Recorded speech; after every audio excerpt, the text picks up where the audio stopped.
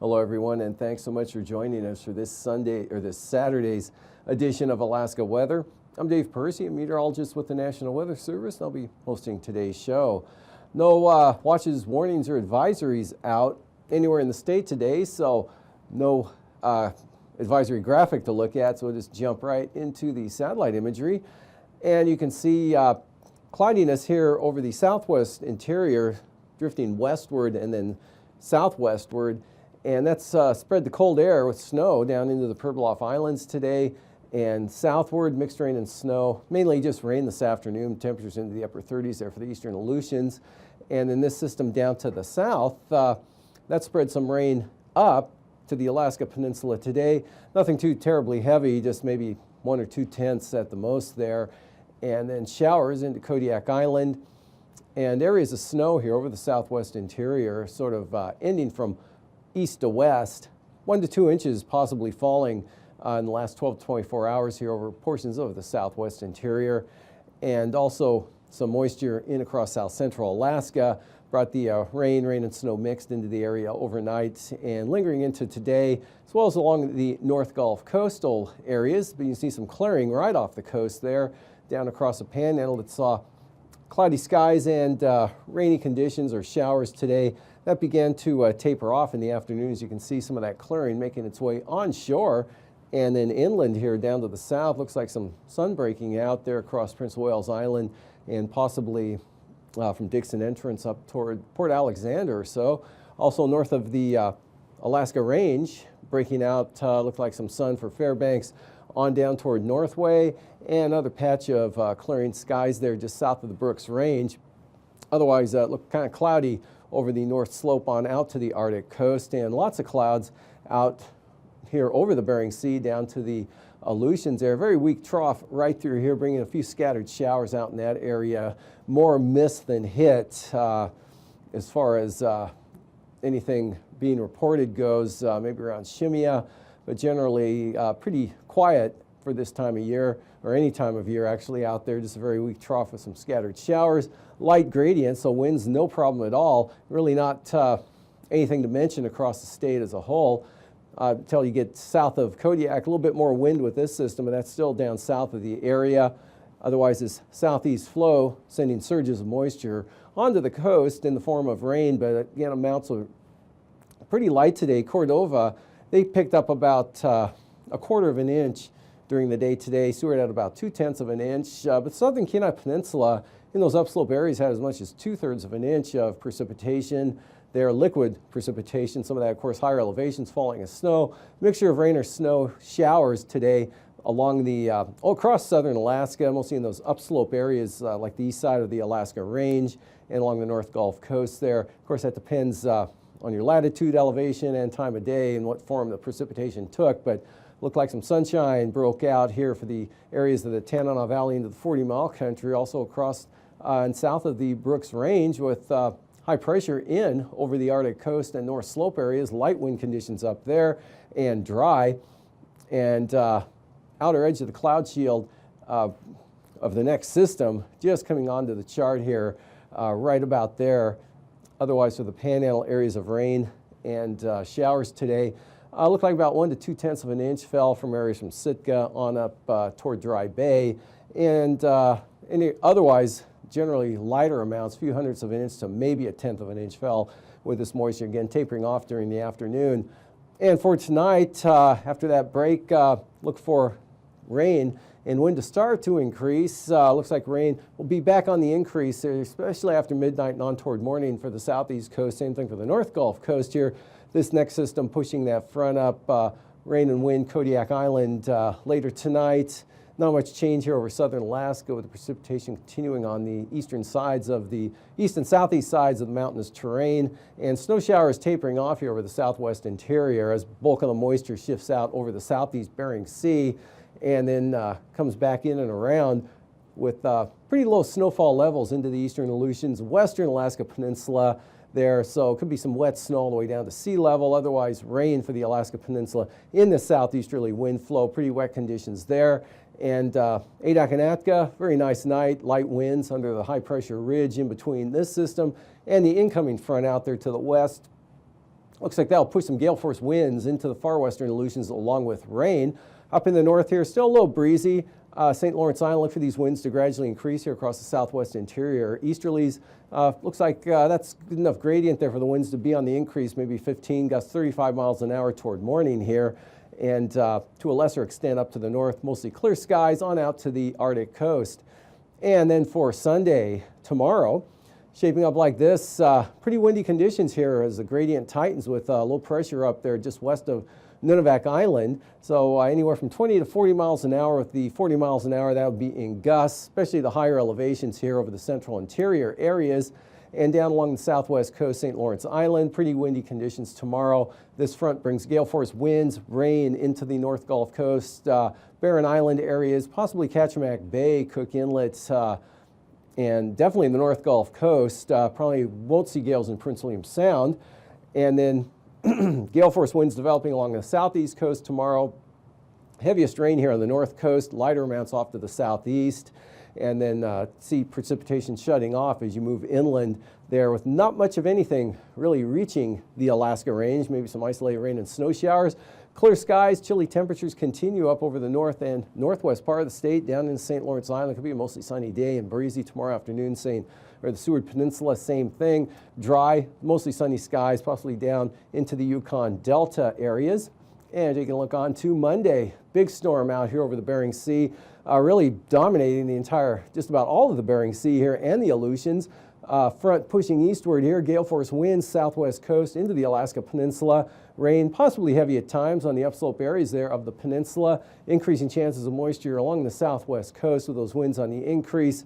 And other trough swinging winds and rain or showers, numerous showers into the central Aleutians. Colder air, lower snowfall levels back to the west with numerous rain and snow showers or periods of.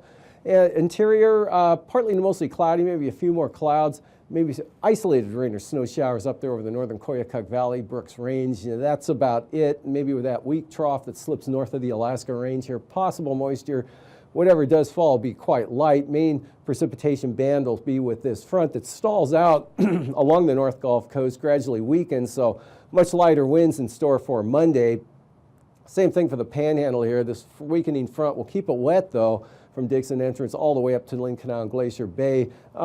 Be maybe a little bit drier down towards Hyder and Stewart, and maybe Metlakatla as well, and Annette. Not too much in the way of rainfall.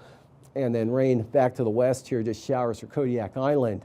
Looking at the low temperatures, excuse me, for tonight, 10 to 15 below up here over the eastern north slope and Brooks Range, eastern Arctic coast, to about 5 below on the west side. Otherwise, single numbers, the teens to near 20 for the Tanana Valley, 20s to lower 30s, warmer as you head out to the southwest coast, upper 30s for the lows for Bristol Bay, mid 30s Alaska Peninsula and Aleutians, and 30s to lower 40s for the Panhandle. Highs tomorrow afternoon, lower 50s, northern Cook Inlet, Manuska Valley, Susitna Valley, looking pretty good there. Upper 40s to lower 50s for the Tanana Valley, and 45 to 50 here over much of the southwest interior areas, more toward 40 out toward the coast or even the upper 30s, and rising above zero, but not too far, about 5 above for the eastern Arctic coast. Everyone else, of course, much warmer, mid to upper 40s for the Panhandle. And out west, looks like highs right around 40 there for the Aleutians, upper 30s Pribilofs, lower 30s St. Lawrence Island, as well as the southern Seward Peninsula. And then for the lows for Monday morning, back down below zero, but not quite as far. And only the eastern Arctic coast right now, maybe portions of the North Slope as well, to single numbers for the Brooks Range. Looks like 25 to 32 for the Tanana Valley areas, with upper 30s to lower 40s for the Panhandle. Not too bad there. Lower to mid 30s along the Alaska Peninsula and Aleutians. South central Alaska, upper 30s for the lows, with the highs warming into the lower 50s once again from, say, Kenai on up through the Susitna-Manaska Valley areas, lower to mid 50s up there in the Tanana Valley, and the greater Fairbanks area with 40s to near 50 for the Panhandle, staying chilly for the areas north of the North Slope. And now, aviation weather around Alaska. Moving on to flying weather graphics. A good VFR here, just about all of interior Alaska, on out to the Arctic coast. Got some marginal VFR there affecting, say, from Point Barrow on down to probably not quite to Point Lay, and right along the coast, mostly offshore. IFR in a band here off the southwest coast, but coming down on the Bering Sea side of the Alaska Peninsula. Then a break here, some pretty good VFR. Eastern Aleutians, marginal VFR from Matka on out, and then IFR just reaching Shimian at 2, while the Panhandle looks mostly marginal. And we've got IFR here on the eastern slopes of the western Alaska Range. That tends to retreat southward a little bit for tomorrow afternoon, say away from Rainy Pass. IFR now, eastern Kodiak, Fognak Islands, in along the Coast Range, maybe western Prince William Sound early on. Otherwise, marginal VFR here across the remainder of the area. VFR, all of the interior except the central Arctic coast could be marginal at times. And then, excuse me, then that next front pushing eastward here moves a fairly good clip here all the way to the Alaska Peninsula, exiting the eastern Aleutians for Monday morning. And the original front really dissipating, just a narrow band of IFR now, right into the Kilbrook and Auckland mountain areas, and again along the upslope areas of the Aleutian Range, east side Kodiak, Fognak Islands, and that same pattern here, eastern slopes of the western Alaska Range, North Gulf Coast Range, northern Panhandle now, some IFR showing up, and VFR, remainder of the interior, increasing IFR though along the central eastern Arctic coast. And for Monday afternoon, that retreats a little bit but holds on to the eastern side there, marginal VFR North Slope and much of the Arctic coast. VFR holding through the central interior, Seward Peninsula, Kotzebue Sound down in the Yukon Delta, and you get down toward those southwest mountains, pick up the IFR, and another band up here lifts to St. Lawrence Island in the afternoon, and this band right into Cape Newnam, Kuskokwim Bay, possibly, I don't think it'll reach Bethel, but that'll extend back to the southwest to Kiskanam-Chitka with marginal VFR covering much of the Gulf of Alaska. Passes Anatuvik. VFR for Sunday, as well as Adigan. Sunday forecast, wide open VFR. Probably be some ceilings, variable clouds, but of the VFR varieties. And Lake Clark and Merrill, same pattern here, lowest conditions, eastern entrances, possibly IFR, otherwise marginal. Now for rainy, probably just occasionally marginal VFR there. And windy, VFR. For Isabel, marginal VFR, possibly becoming VFR in the afternoon, or VFR at times throughout the afternoon. Same forecast for Mentasta. And for Tanita, I'm going to be optimistic, go VFR the entire day tomorrow. And Portage, marginal VFR, again, possible IFR, eastern entrance. And for Chilkoot and White, marginal VFR. Freezing levels, 2,000-foot pocket up here over the Yukon Delta and lower Yukon River Valley area, with 2,000 feet again here, Alaska Peninsula, up across the Gulf of Alaska to the Panhandle. So really not much of a thermal gradient yet here showing up, with at the surface really undulating across central Bering Sea, across southern Alaska, and then down the border of the Panhandle. Icing tomorrow, pretty good with the moisture coming up with that system. Good south to north flow developing here. Could bring moderate rime icing for the North Gulf Coast, eastern North Gulf Coast, as well as along the coast of the Panhandle. This increasing throughout the day, and maybe even over toward western Prince William Sound, eastern Kenai Peninsula, and some more icing possibilities out over the Aleutians. Jet stream. Tomorrow morning to midday, this flow here about 90 knots, that's going to advance northward, and by tomorrow night, Sunday evening, that's going to be right up into the southeast coast, and with it's going to bring those gale force winds that'll begin tomorrow afternoon, and a good shot of moisture with that as it moves northward and then slowly moves eastward during the day on Monday. Otherwise, a couple of troughs out here to the west, and the main jet staying to the south. 9,000 feet, increasing southeast winds along the Panhandle, Gulf of Alaska, more easterly, 40 knots across Kodiak Island, southern interior, up to 55 knots across the Yukon Delta, lighter to the north, 3,000 feet, shaping up like this. Easterlies 35 to 40 knots, North Gulf Coast, 40 knots Panhandle, actually 50 off the southeast coast. And with that, we'll go moderate turbulence here, increasing, especially in the afternoon here over the Panhandle, North Gulf Coast, Kodiak Island, and just about all the southwest coast. Yukon-Kuskokwim Delta area is pretty turbulent, less turbulence in the north, and rather bumpy out in the Aleutians. And after the break, I'll be back with the marine forecasts.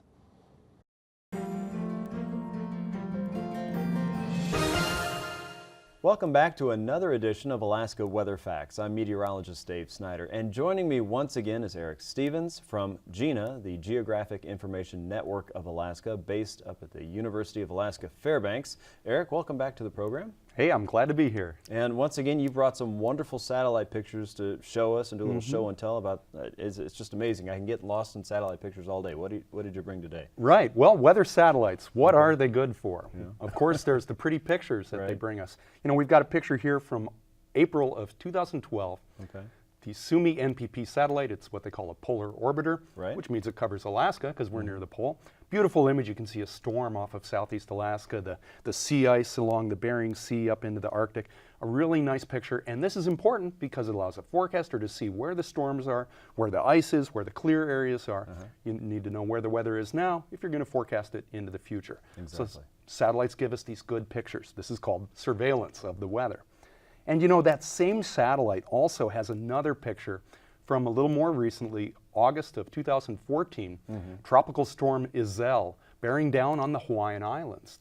Hawaii doesn't get hit by a whole lot of tropical storms or hurricanes. Sometimes it does. And here's a picture from the same satellite, the Sumi NPP Polar Orbiter.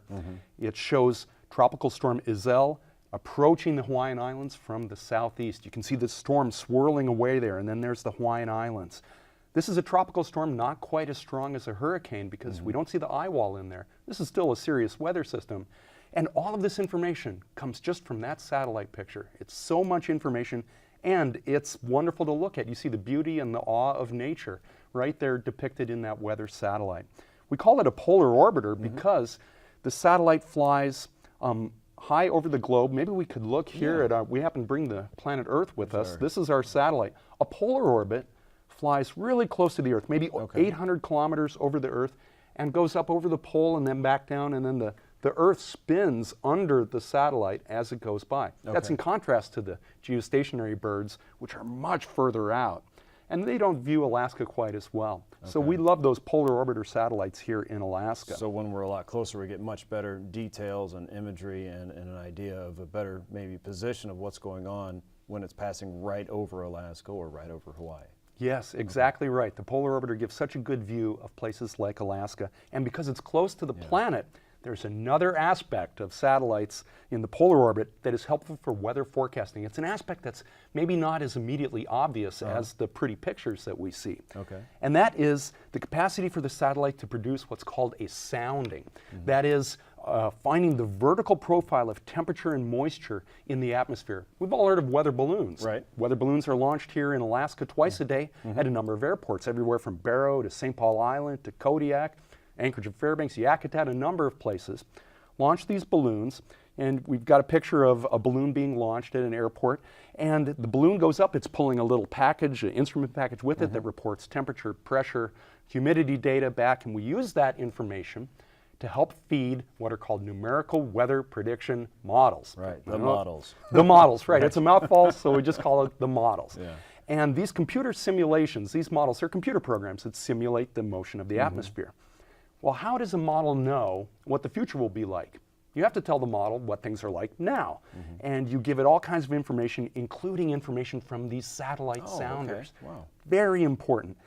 Just how important are they? We have a recent, comparatively recent study that really brings home, and this is Superstorm Sandy.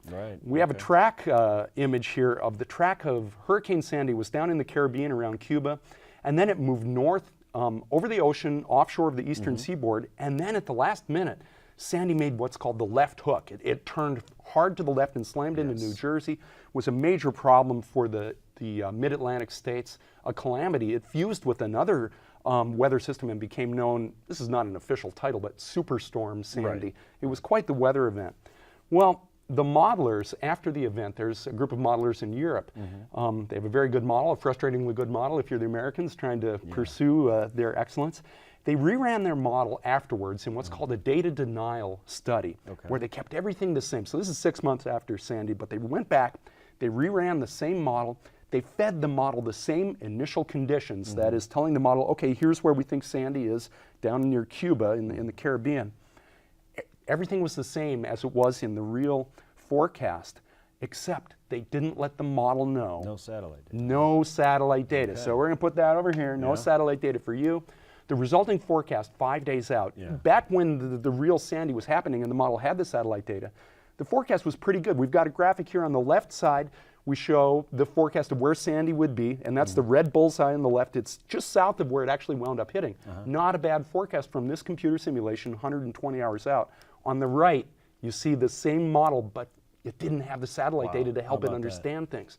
And the storm is way offshore. It misses. The forecast is more accurate when the model has the satellite data. So that's the idea today we want to convey, is weather satellites. They're important because they show us the pictures of where storms are. We see good examples of this. Yeah, the surveillance right now, it's great to look at those pictures. And in addition, behind the scenes, maybe not immediately obvious, but the models have to have that satellite data for them to be good forecasts. And then a meteorologist uses that information to help everyone with the forecast of where the storms will be in the future. That is fascinating information that we can look at, see where things have been, because you can't know where you're going if you don't know where you've been. That's that old adage there. But seeing that satellites are actually helping us move forward in the weather information system is pretty amazing stuff. You bet. And if you want to check out Eric's satellite images that he's been talking about, whether that's something from today or last week or even much further back in Alaska history, you can easily do that yourself. Go to www.gina.alaska.edu and you can find those images there. Eric, thanks so much for joining us once again. And again, we will join you hopefully again soon for another edition of Alaska Weather Facts, where you'll tell us more really cool information about the satellites over our heads in Alaska. Thanks for joining us tonight, and we'll see you next time.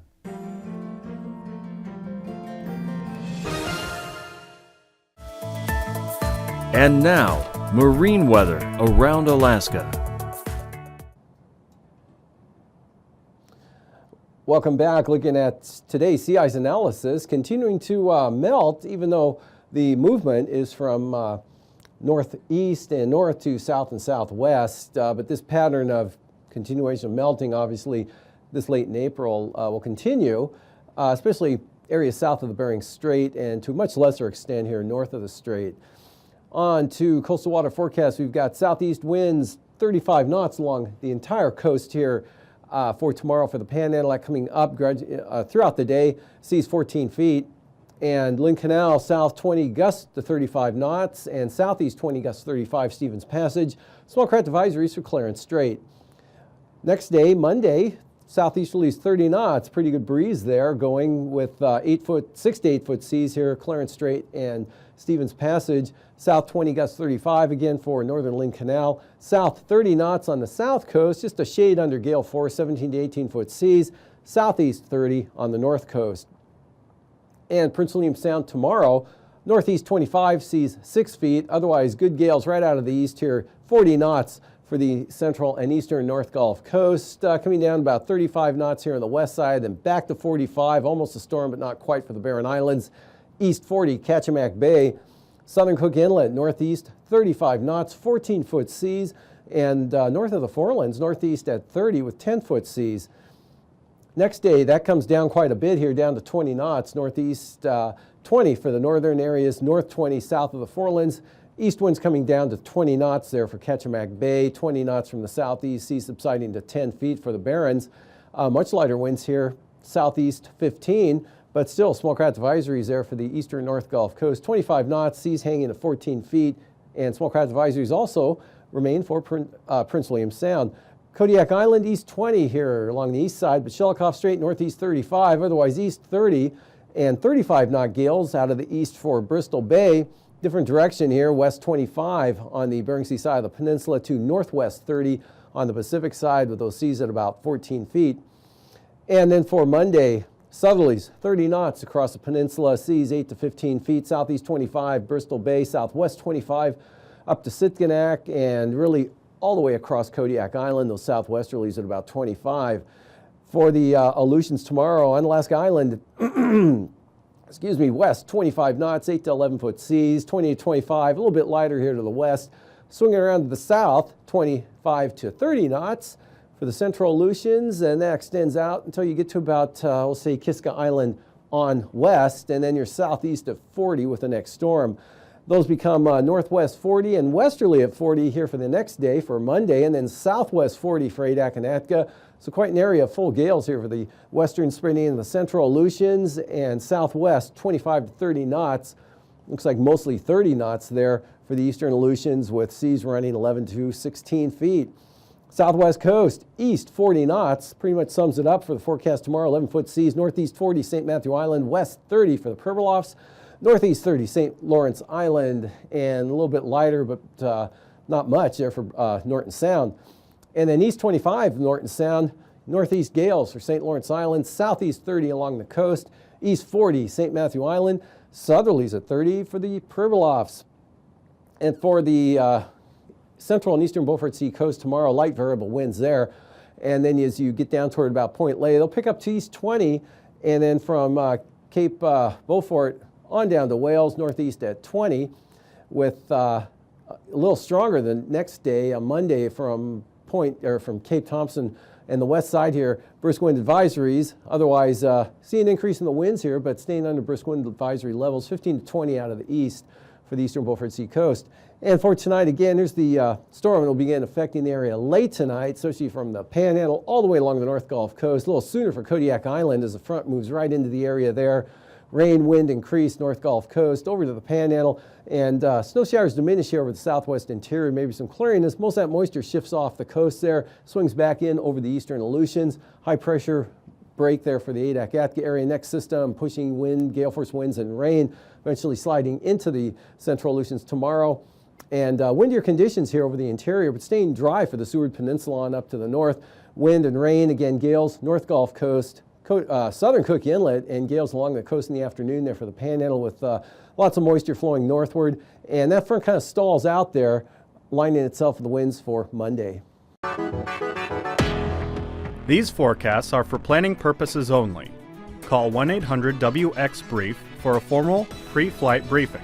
Always file a flight plan before you go flying. The U.S. Coast Guard Auxiliary urges you to leave a float plan with a friend or the harbor master before you go boating.